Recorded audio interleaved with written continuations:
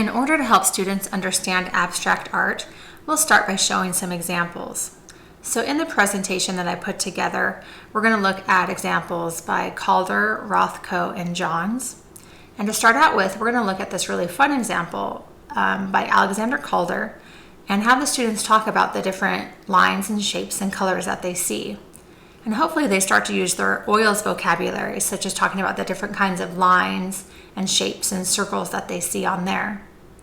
In addition to talking about what they see as far as the elements, we want to talk about how it makes us feel or what the artist is trying to express.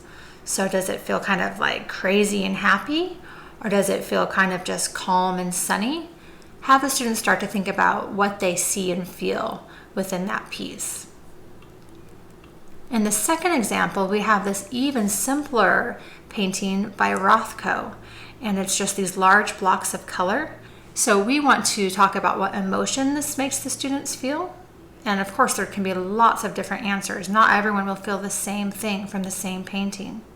We can talk about if kids like it, why they like it, why not. Is it too simple? Would we say, oh, anybody can do that, it's just a bunch of lines? Or would we say, wow, it's so beautiful and unique, and I never would have thought of that.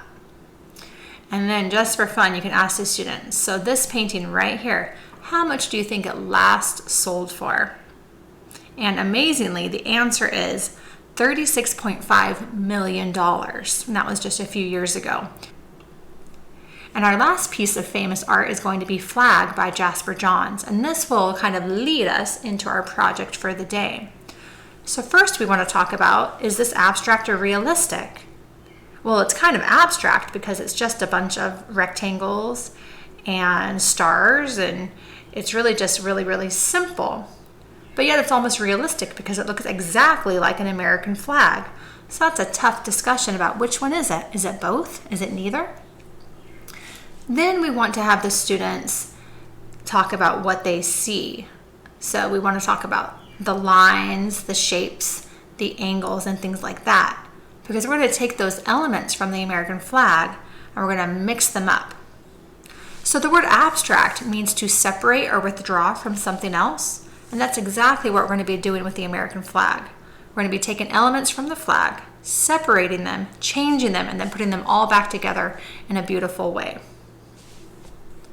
In order for students to kind of see how other people have done this, we have these examples here. The one on the left, you can see how they have the rectangles, but they've mushed them together in a new way. And then they've also added lots of different non-American flag shapes and colors to the backgrounds. The example on the right is where they've stuck with the same colors of the American flag for the most part, but they've taken the stripes and they've made them zigzags, they've turned them sideways. They've made lots of little stars and some big white blobby stars. And so there's a lot of different ways that we can take the same elements, but mix them up differently from the person next to us and get a whole new piece of abstract art.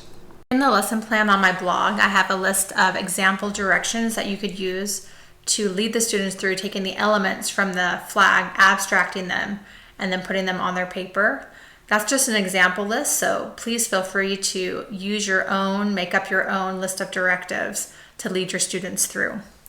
I'm going to just use the list I have for my lesson plan to make it easy to follow along with, and I'll show you an example of what a student could create through this abstract project. So for the first, it says, use a straight line to go from one edge of the paper to another. And a lot of times students just want to use the middle of the page. So I like making students use the entire space and going from edges to edges.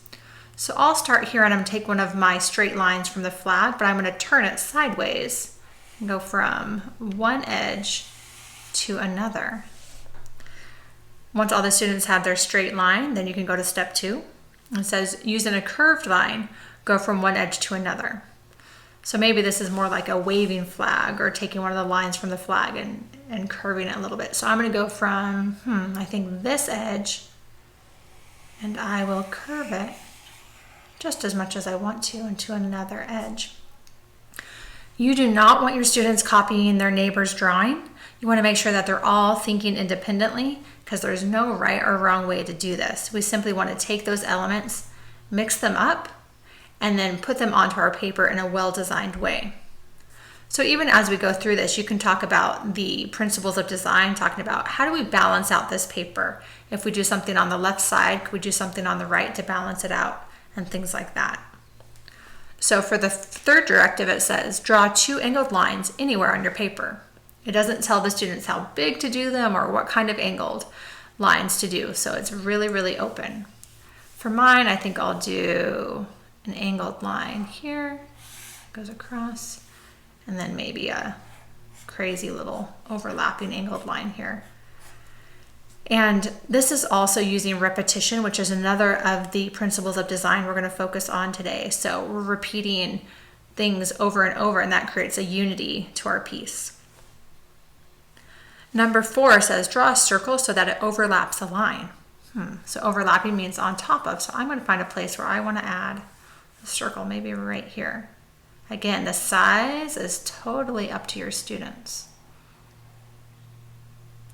And now everyone should really have unusual looking designs from their neighbor. Everyone should be going different directions with how they plan to put all these elements together. Number 5, draw a circle that goes off the edge of the paper.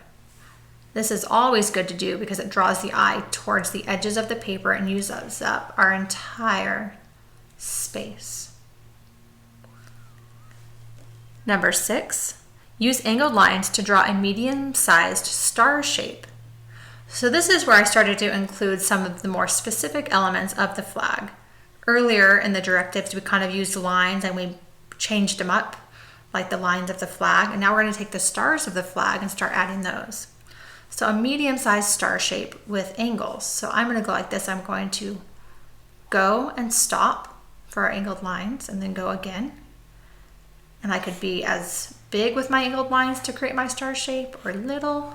And it could change as I do it. Remember, this is abstract, not exactly like the American flag that we would see. So there is one of my angled lines to create star shape. Number 7, use angled lines to draw a large star shape. Okay, this one's going to be really big, maybe even off the edge of the paper again.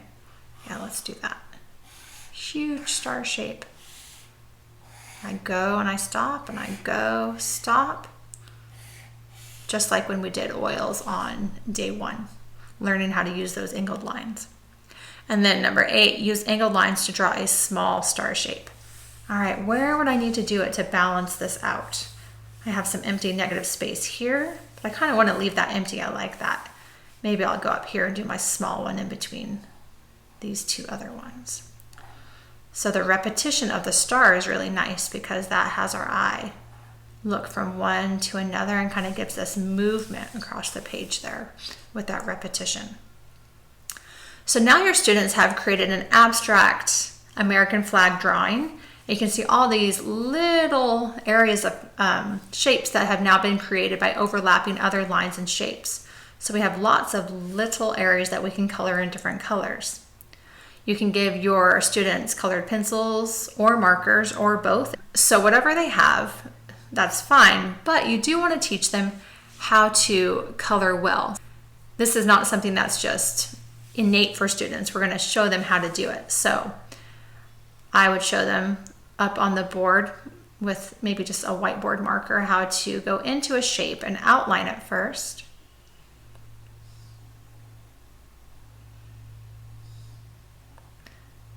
And if your outline is nice and neat, then you can just go in with strokes all the same direction. If you're going up and down, then stay up and down the entire way. If you're going left to right, then stay left to right the entire way. But you see, the idea is to keep it consistent and try and, as much as they can, get that entire white paper all filled up with the same direction strokes as they go. There. And then they continue to do other colors or the same color in different areas. So I could find, rather than doing the whole circle one color, I could say, well, I'm just going to go within this line and shape that I've created, outline just this segment, and then do the same thing, go in with my consistent stroke direction and fill in that. And I know that sometimes it feels like half an hour is just not enough, especially when you're trying to color in like a 9 by 12 piece of paper, it can be almost impossible.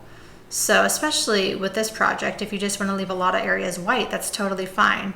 There's no need to color in every single shape, or they could even finish parts of it at home if they wanted to. Students just kind of hate having to take their time to color. So make sure you walk around and just encourage them to go slowly, outline first, and keep it really consistent for a really professional look.